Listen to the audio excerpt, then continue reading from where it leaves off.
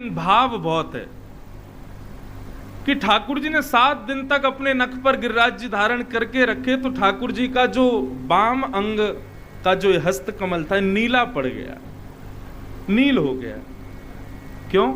नीलमणि तो ठाकुर जी हैं ही हैं, लेकिन ये और नीला पड़ गया, एक रक्त संचार नहीं हुआ। एक वैष्णव बाबा हैं, वो सुना रहे थे मुझको, बोले ठाकुर जी को हाथ नीलो पड़ गए हो। यशोदा मैया बड़ी चिंता में आ गई। जैसे ठाकुर जी ने गिरिराज जी रखे तो ठाकुर जी का हाथ नीला और थोड़ा सा सूज गया। यशोदा मैया बोले मेरे लाला को श्रम है गयो, मेरे लाला को दर्द है रहे होगो, अरे कोई औषधि बताओ, कोई वैद्य आओ, मेरे लाला की पीड़ा कैसे दूर होगी, न कुछ बताओ। तब ठाकुर जी मैया की गोद में गए, मुस्कुरा के हुए बोले मैया इतनो चिंता काहे को कर रही है? बोले देख लाला तेरो हाथ कैसा है गयो, नीलो पड़ गयो, भारी है गयो है, सूज गयो है, या को कैसे ठीक करूं मैं? बोले मैया मुकु या की एक औषधि पता है? बोले कहा 7.5 वर्ष के हैं ठाकुर जी। कितने वर्ष के? 7.5। और 7.5 वर्ष के ठाकुर जी मैया से कह रहे हैं मैया तो एक काम कर, गिरिराज जी की कोई गुफा में चल के और मुकु अपनो पयोधर पवाए दे, मुकु अपनो दूध पिवा दे, तेरो दूध पी के मेरी पीड़ा दूर रह जाएगी। और 7.5 वर्ष के लाल जी को मैया गोवर्धन की कंदरा में लेके जाती है, अपने पयोधर पिलाती है। तब ठाकुर जी कहते हैं देख मैया मेरा हाथ ठीक है गयो। तो वैष्णव मुझे समझा रहे थे भैया हम सबके घर में ठाकुर जी हैं, और ठाकुर जी एक ही आकृति में रहते हैं। मेरे लाल जी ऐसे ही रहते हैं, किसी के ठाकुर जी ऐसे ही रहते हैं, और वर्षों से ऐसे ही बैठे हैं। पीड़ा तो होती होगी ना। तो बोले हम क्या करें, हम सब यशोदा हैं, हम सब यशोदा अपने हृदय में स्थित भाव रूपी पेय का ठाकुर जी को पान करावें। रात्रि पूरे दिन ठाकुर जी को दर्शन कराओ सबको, पर रात्रि शयन से पहले एकांत में आप ठाकुर जी के पास बैठो और अपने हृदय के सारे भाव ठाकुर जी को सुनाओ। मानो अपने हृदय का पेय दूध ठाकुर जी को पिलाओ, उससे ठाकुर जी की जो पीड़ा है, ऐसे बैठे हैं या ऐसे बैठे हैं, वो सब ठीक हो जाती है। इसीलिए हमारे ब्रज के रसिक जन कहते हैं रसिक प्रीतम हित चित्त की बातें श्री गिरधारी जी सो कहिए, तलेटी गोवर्धन की रहिए। ठाकुर जी को 1.25 मन दूध चढ़ा रहे हैं, 56 भोग लगा रहे हैं, ये सब व्यंजन की बात है, लेकिन वास्तविक ठाकुर जी भूखे हमारे भाव के हैं, हमारे हृदय के प्रेम के हैं। अपना प्रेम प्रकट करो एकांत में। हम अब शयन, मैं पूरे दिन तो कथा आदि में रहता हूं, तो कभी कभी शयन कराता हूं ठाकुर जी को। तो शयन के समय इत्र ले लेते हैं, ठाकुर जी के वस्त्र आदि कम करके, और फिर ठाकुर जी की मालिश करते रहेंगे। फिर बताते हैं पूरे दिन क्या हुआ, आज कथा हुई, कथा में ऐसा हुआ। एक माता जी सामने सो रही थी और उनको मैं देख रहा था, और उनको देख के मुझे भी नींद आ रही थी, लेकिन फिर भी मैंने कथा करी। एक माता जी पानी पे पानी पिए जा रही थी, मेरा गला सूख रहा था तो ऐसे एक कथा में बड़े भाव वाले व्यक्ति आए हुए, आंखों से रो रहे थे ठाकुर जी आपकी कथा सुन के। ये सब बातें उनको बताते हैं तो ऐसा लगता है मानो ठाकुर जी सुख में भर गए हों। असली पेट ठाकुर जी का अब भरा। राम सुखदास जी महाराज यही तो कहते थे, ठाकुर जी से चर्चाएं किया करो, ठाकुर जी से बैठ के वार्ताएं करो, एकांत में अपने भाव उद्गार ठाकुर जी से कहो, ठाकुर जी को वो प्रिय है। और ज्यादा कुछ नहीं कर सकते तो बस घर से बाहर जाओ या लौट करके आओ, तब ठाकुर जी से कहो ठाकुर जी हम जा रहे हैं, और लौट के आओ तो ठाकुर जी हम आ गए। बस इतनी वार्ता कर लो, इसी से ठाकुर जी प्रसन्न हैं। अपने सब भाव अपने ठाकुर जी से कहो। एक ना एक दिन ऐसा आएगा बंधुओं, ठाकुर जी प्रति उत्तर दिया करेंगे। ठाकुर जी अपने भाव आपसे कहेंगे, और वो भाव कहेंगे स्वर में सुनाई दे ऐसा जरूरी नहीं है। आपके अंदर ही भाव उत्पन्न होने लगेगा कि ठाकुर जी ये आज्ञा दे रहे हैं, और वही सत्य है। रसिक प्रीतम हित चित्त की बातें श्री गिरधारी जी सो कहिए, तलेटी श्री गोवर्धन की रहिए। अभी हमारा 4 दिन की एक कथा है उदयपुर में, वहां पे पूरे 4 दिन गिरिराज रसामृत श्री गोवर्धन नाथ जी का ही चरित्र है। 4 दिन तक,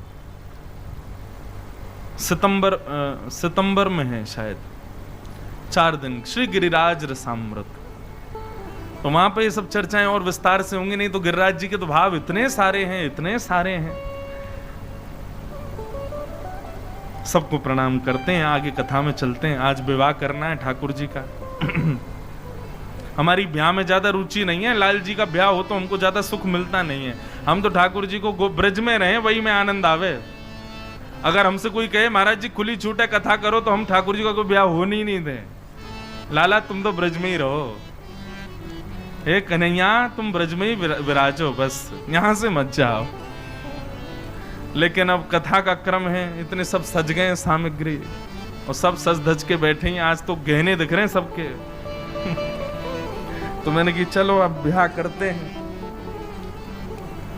हमारी रुचि नहीं है, लेकिन लाल जी की बड़ी रुचि है।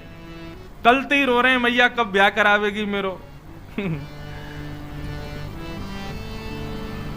तो इंद्र का मान मर्दन किया।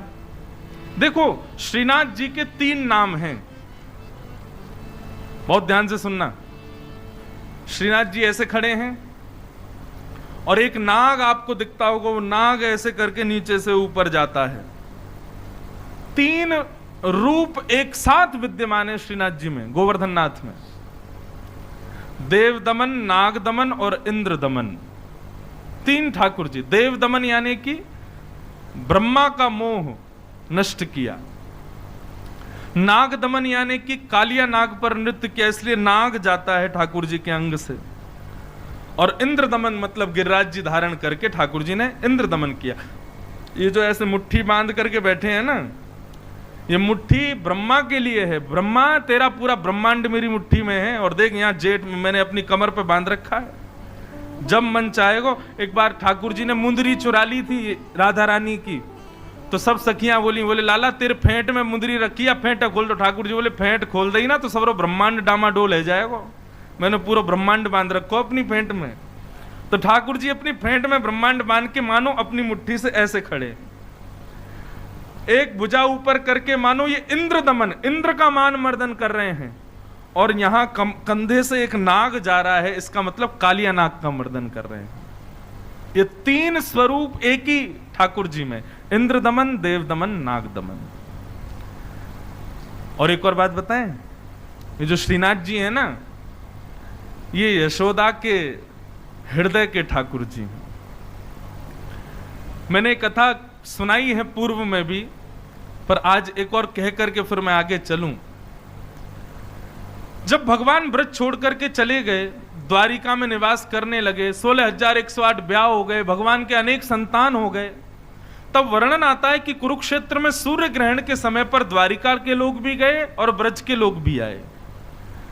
तब यशोदा मैया भगवान से सैकड़ों वर्ष बाद मिलने आई। मेरी मैया आई है ये सुनकर के द्वारिकाधीश तुरंत मचल गए।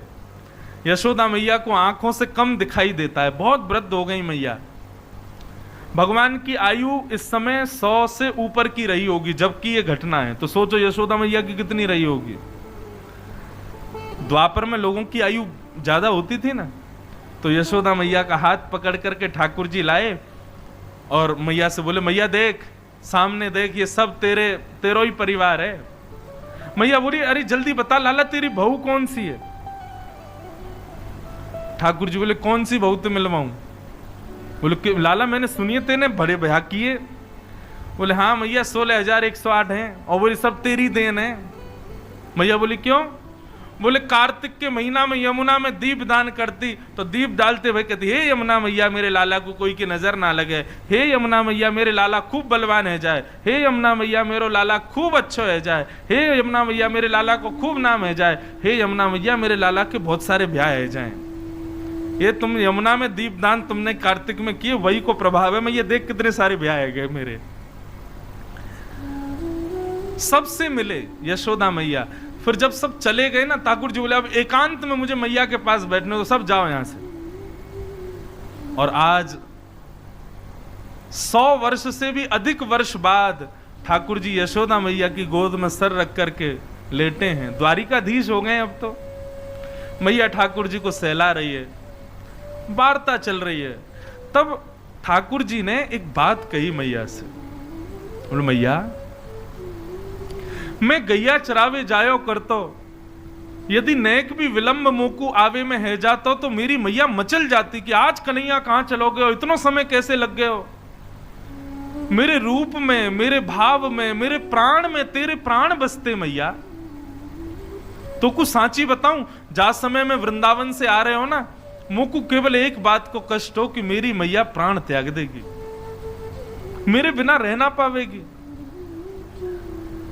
मैंने गोपीन को याद कियो, ग्वालन को याद कियो, गैयान को याद कियो, लेकिन मैं रोज सुध लेता हूं मेरी मैया ठीक है ना। लेकिन एक बात कहूं मैया। मैया बोली हाँ बता। बोले जब मुंह को ये बात पता चली ना कि मेरी मैया स्वस्थ है, तो मुंह को सुख नहीं लगो। क्यों? क्योंकि मेरे अंदर तो ऐसी भावना ही, मेरे विरह में मैया तो व्याकुल रह जाएगी, लेकिन मैया 100 वर्ष से भी अधिक है, अभी तक तो स्वस्थ है। मैया सच्ची बता, मेरी सौगंध खा के बता, तेने कोई दूसरा लाला तो ना बना लियो कोई? कहीं वही को देख देख के रहती हो, वही के पास रहती हो, तो को मेरी याद ना आवे मैया? तेरो प्रेम तो ऐसा मैया कि मैं ज्यादा ना गयो, तेरे प्राण वही दिना निकर जाते, लेकिन तू अभी तक जीवित कैसे है? मुझको ये बात कहनी नहीं चाहिए मैया, लेकिन मुझको अपने और तेरे प्रेम पे कहीं संशय है रहे है। मैया तेने कोई और लाला तो नहीं बना लियो ना? यशोदा मैया के नेत्रों से आंसू गिरने लगे। लाला जब ना तू वृंदावन से गयो ना, प्राण तो मेरे वही समय निकल जाते, लेकिन तेरो एक निगोरो रूप मेरे चित्त में बैठो है जो मेरे प्राणन को निकरन ना दे रो। ठाकुर जी बोले कौन सा रूप? बोले लाला जब इंद्र ने हमारे यहां प्रकोप कियो और जब मेरे नन्हे से बाल कृष्ण ने अपनी एकन्नी उंगली पर गिरिराज जी धारण किए, मैं इतनी चिंतित है गई, इतनी व्याकुल है गई, मेरे लाला के ऊपर कितना